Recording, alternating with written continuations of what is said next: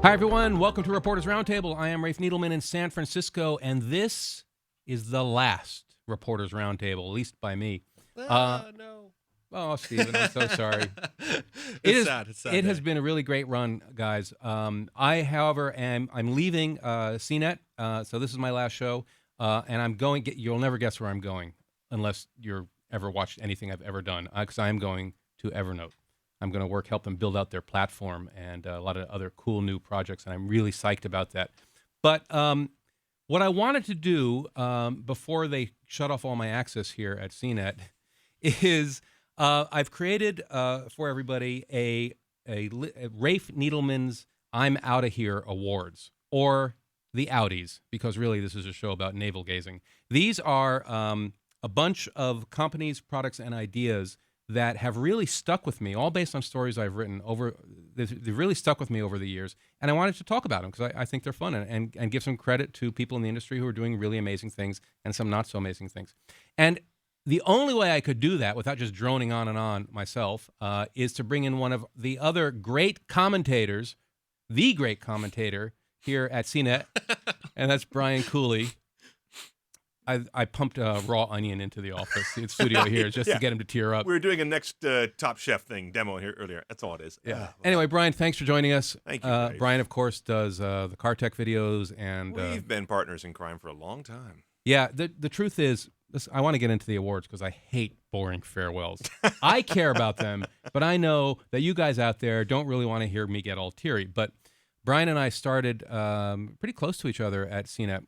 When it was located in its original building, which a lot of folks don't know was a sound stage that was the original set for the streets of San Francisco. That's where the show was originally shot, and that's where our original TV shows came from. Right. We were part of that growing complex there. Yeah. And you were there early on and giving me the finger as you walked by my radio booth. It was great. I was envious. Those were good times. Those were good times. Yeah. Yeah. I remember that. I missed those days. That was 1996, if I recall correctly. It was. That's right. Yeah. And then, anyway, I left like an idiot and did some other stuff, and then came back about 8 years ago. So I've had two stints. CNET. Anyway, thanks, Brian, for joining us. My pleasure. I would not be anywhere else today. Helping poke holes in my awards. I literally would not be anywhere else today. I had nothing on my calendar. Kidding.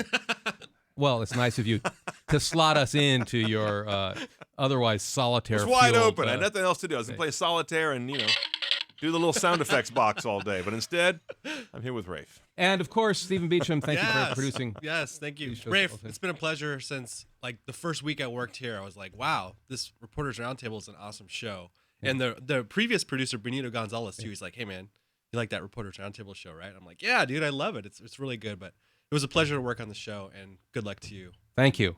It's going to be fun. Anyway, you can follow me on Twitter at Rafe. Find me on Facebook and Google+. And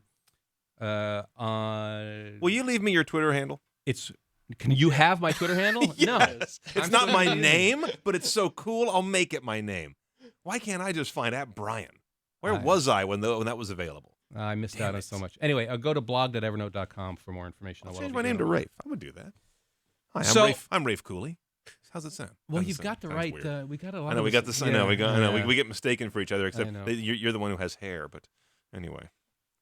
I could do it. We could swap. If we swap glasses now, it would freak people out. I just spray this in.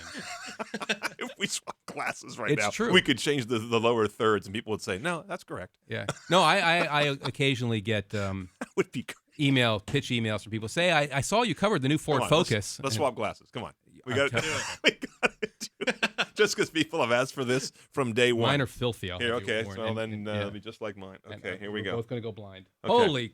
Look at this. Okay, now. I can't see a thing.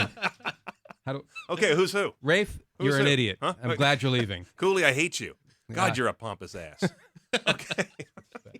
These are nice. We finally accomplished something that I've had on my bucket list for a long time. Yeah. Oh, there we go. Okay, feeling good. Whew. All righty. So these are, without further ado, the Outie Awards. The Awards. Yay. Yeah, thanks for taking that pimple off my chin there. Sorry about that. That's all right. Hey, okay, so here they are. I have 10. I'm going to give you a couple here. You can find the rest on the Reporters Roundtable blog. And they start with the best customer experience. That's a good one to start with.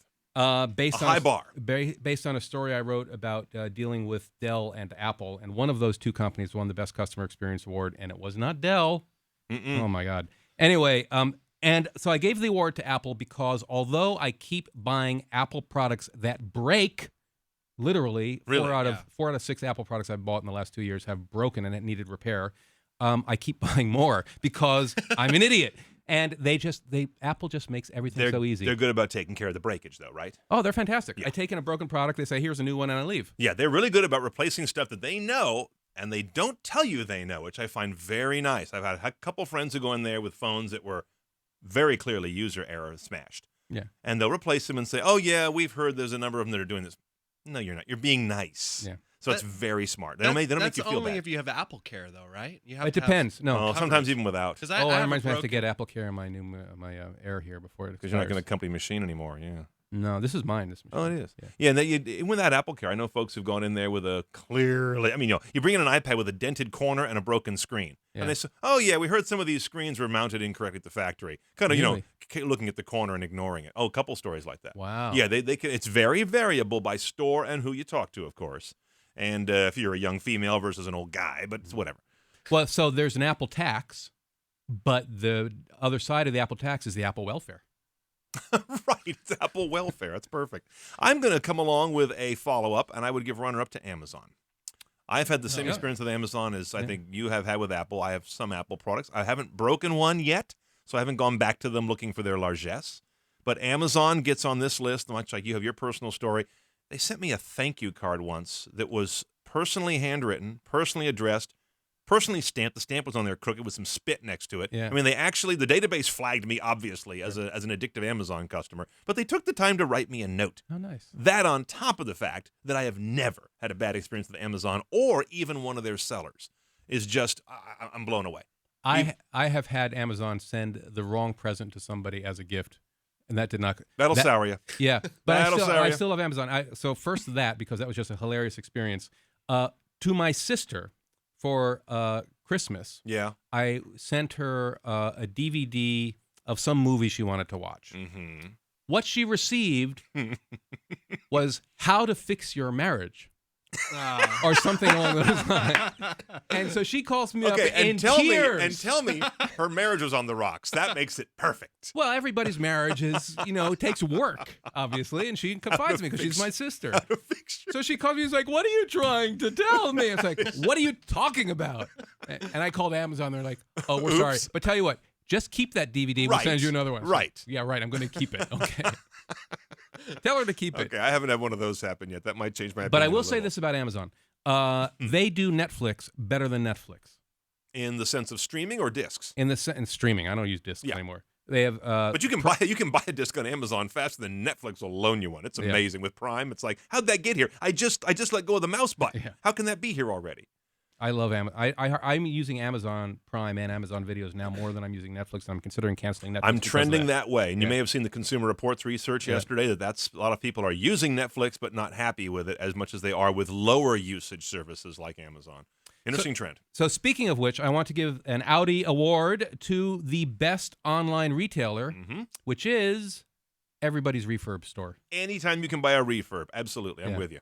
I'm totally with you on that. I got a refurb TiVo. I got a refurb Harmony remote. I have bought refurb ThinkPads in the past. Yep. Save a lot of money, and it is just the heck of a deal. I buy refurb photo gear, no problem.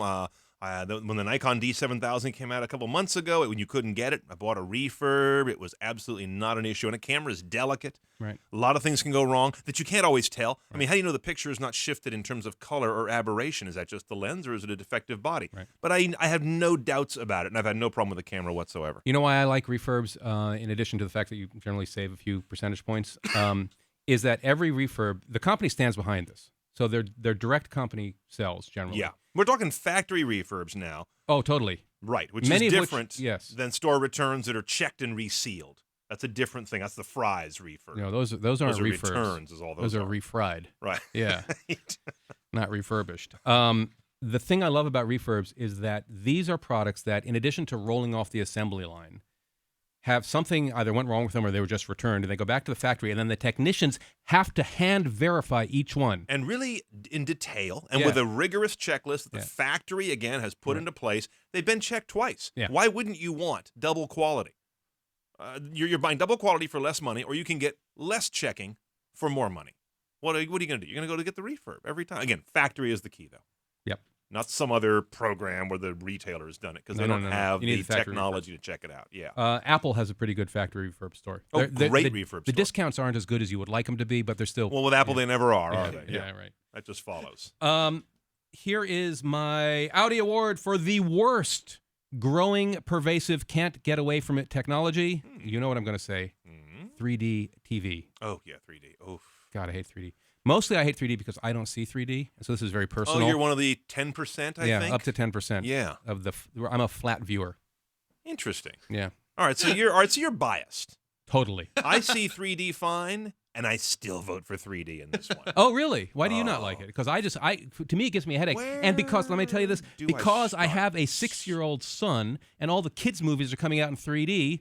He wants to watch them in 3D. Of You course. can't see them that way. So I have to go, okay, we're going to go see, a movie, and you're going to have a good time. I'm going to have a headache. Thank you. So you see it.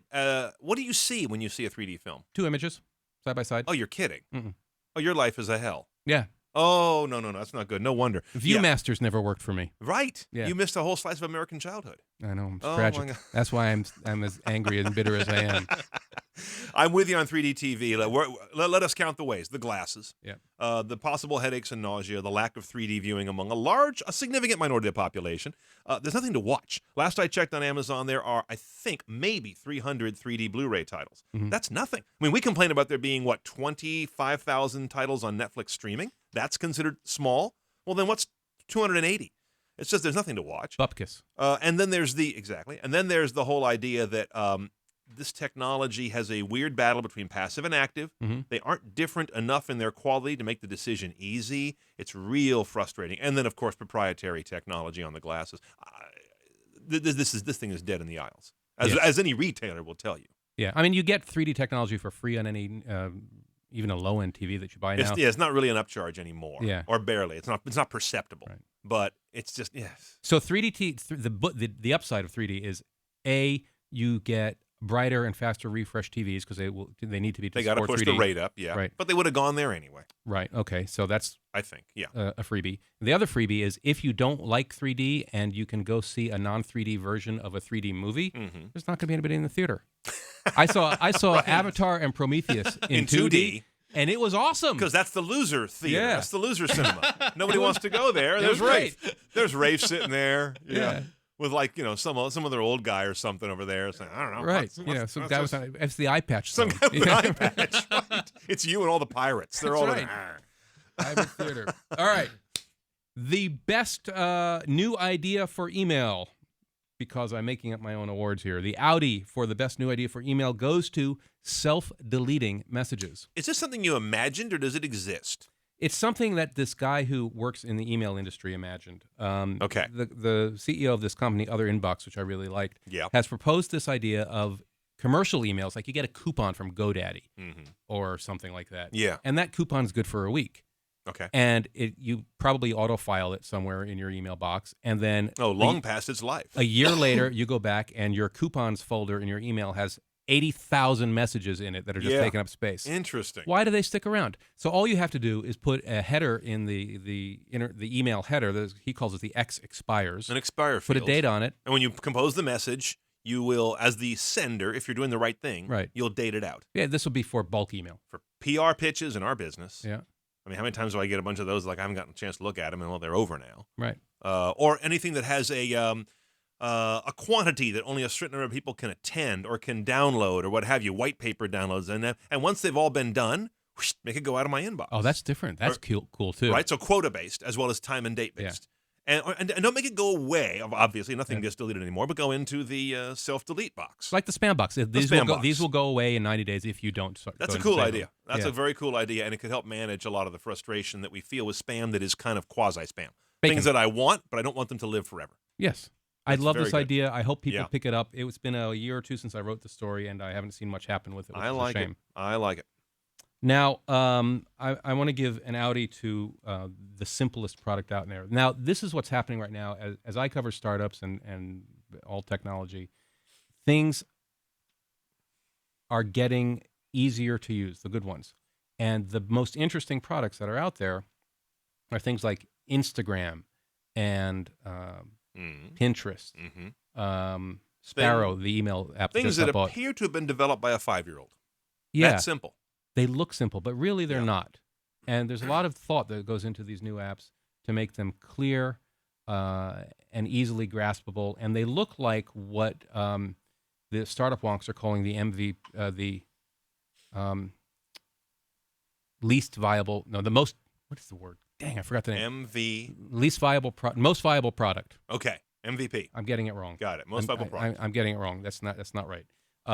It is the. Let's pretend it is. Yes, it is the minimum MVP, minimum viable product.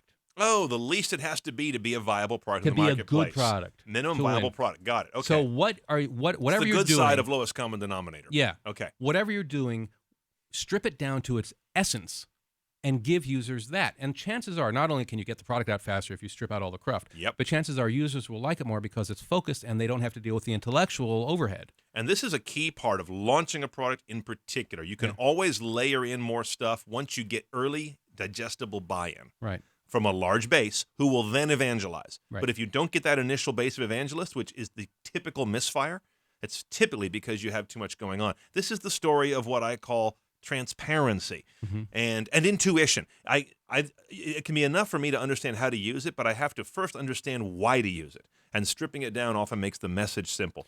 When this does that. Right. Got it. The worst example of living up to the idea of the MVP is Microsoft.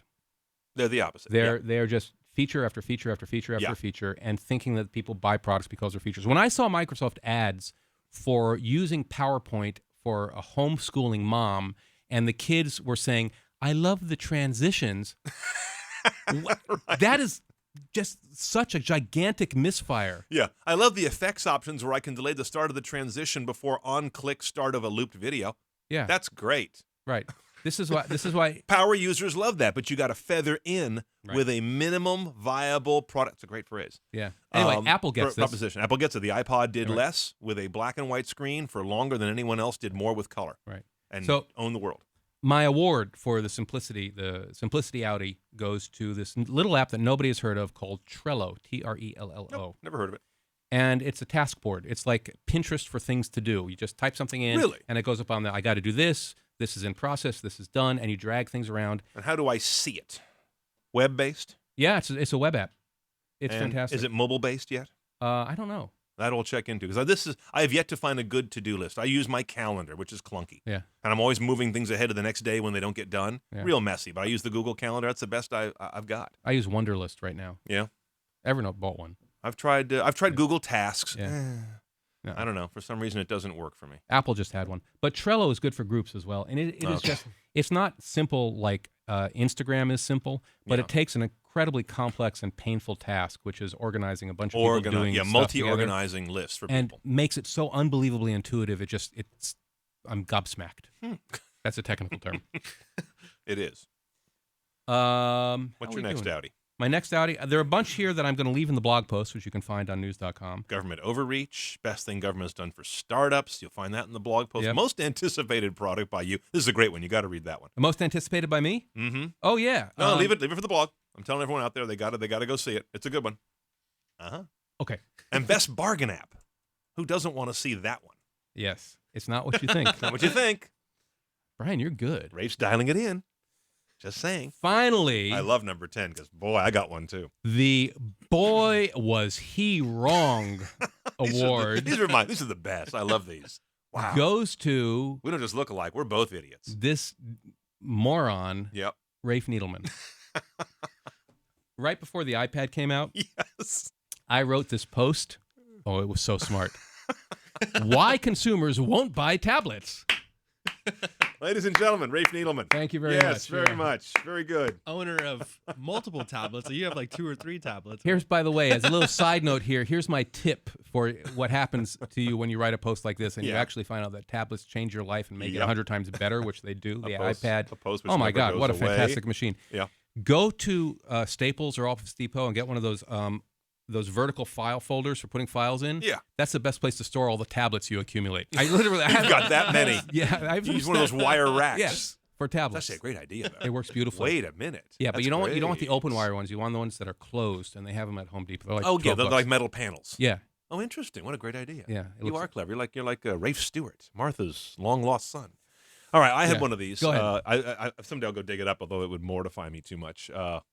Probably 5 or 6 years ago, I remember a lengthy explanation I gave on Squawk Box about how the iPod has crested. Let's say I had a little more headroom after that. Because Wow. the Windows, what the hell was the Windows-based The media? Zune? That was pre-Zune, their first iPod. Yeah, it was pre-Zune. Anyway, the Windows Media Center tied creatives and others, Yeah. and SanDisk Sanzas were just coming on fire. And they looked so good and so affordable and so much freedom to move around what was then non-locked media Right. versus Apple's locked media. Right. Wow, I had that one wrong. Yeah. I mean, the iPod never looked back. It never looked back. And I was sure. I told him within 18 months, Apple's hegemony over media players is over. Well, not quite. Even to our credit, even Steve Jobs, I mean, he probably does this intentionally, and Apple's current leadership, Tim Cook, Yeah. get things wrong. I mean, Steve said, we'll never do a phone. He said, we'll never do a color screen on the iPod. Who needs it? He said, a 10-inch tablet is as small as you can go. Yep. And we know what's going We to happen. think is going to go. Actually, I'm not going to say that now because I can't come back on the show and say and laugh about it later. Right. Your gaff will be locked in liquid amber forever. Oh! Here at the CNET Museum. Anyway, this is one of the hazards of doing this job is, I only hope that in writing things that end up being completely dumb in retrospect, that I provide a little bit of things for people to think about, maybe some entertainment. Reasons not to go into the career of tech journalism. All those things provided by... The great thing about going into the career of tech journalism is that you can be completely wrong and still have a job the next day, I know, it's amazing. as long as you turn the pages. That's why we're still here. Yes. That's the only reason we're still here. If it was a sudden death game, we would be out of here. We've had a few that were off. Anyway, that's it for the awards. See the rest at news.com or reportersroundtable.cnet.com. I'll put the full list up. Brian, anything you want to add to my list Just here? want to thank you for good work. Well, thank you. Congratulations. And Yeah. our paths will cross, as they always do in this I'm business. sure they will. Thank you.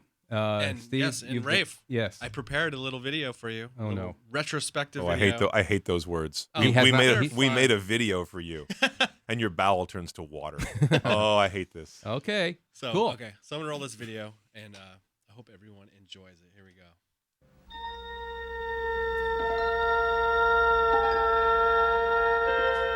Space, the final frontier.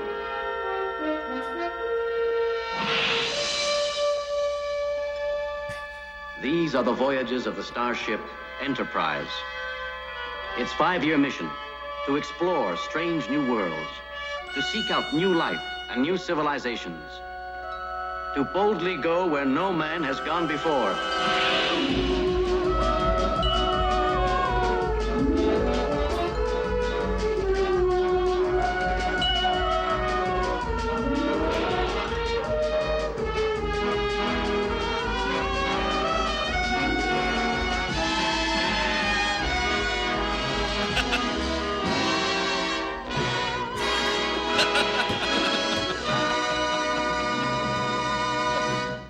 Oh, Live long and prosper. that is fantastic. Right on. I want Glad to you thank like you it. so much, man. Cool. I had to throw in a little sexiness at the end there. Yeah. I don't know Yeah, of course, save the panties for the end. Yeah, there's a Good- I'll good tell the advice story in around life. that. Anyway, thanks everyone for being with me for all these Reporters Roundtables and for the entire team at CNET who has made the last 8 or 9 years. I've lost track. Just freaking awesome. It has been a great ride. Thanks, Brian. Thanks, Steven. Thanks, everybody again. Love you guys. And I will be around. Go over to blog.evernote.com to find out more and follow me on Twitter. I'm Rafe. Thank you and goodbye.